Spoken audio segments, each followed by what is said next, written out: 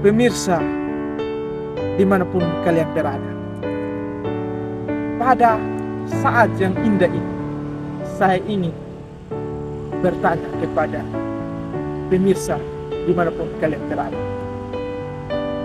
Seringkali banyak orang menggambarkan hubungan manusia dengan Tuhan sama seperti seorang ayah dan anaknya. Karena gambaran itu membantu menjelaskan kedekatan, perhatian, dan tanggung jawab seorang ayah.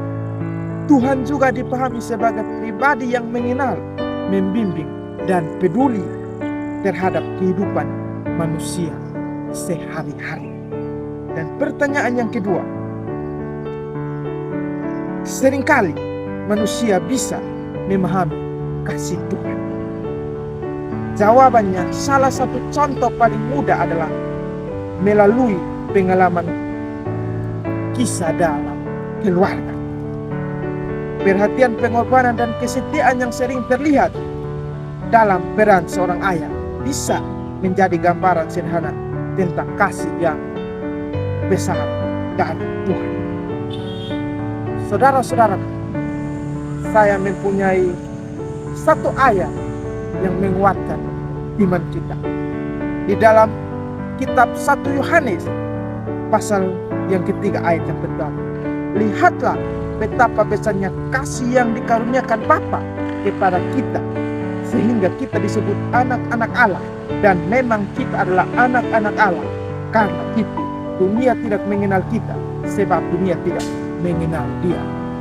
Saya mempunyai satu cerita di mana ada seorang ayah. Dia adalah seorang hakim yang adil, dan anaknya membuat satu kesalahan yang begitu fatal, dan ayahnya sendiri yang harus menghukum anaknya sendiri.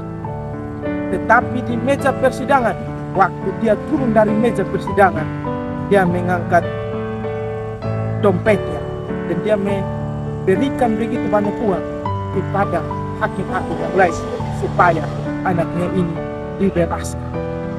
Saudara, kita melihat bahwa Tuhan juga dia seperti sosok seorang ayah. Dia rela mati di atas kayu salib. Dia rela kakinya ditusuk. Dia rela tangannya dipakai. Dan dia rela dia dipakai mahkota duri yang dosa ada dan dosa saya.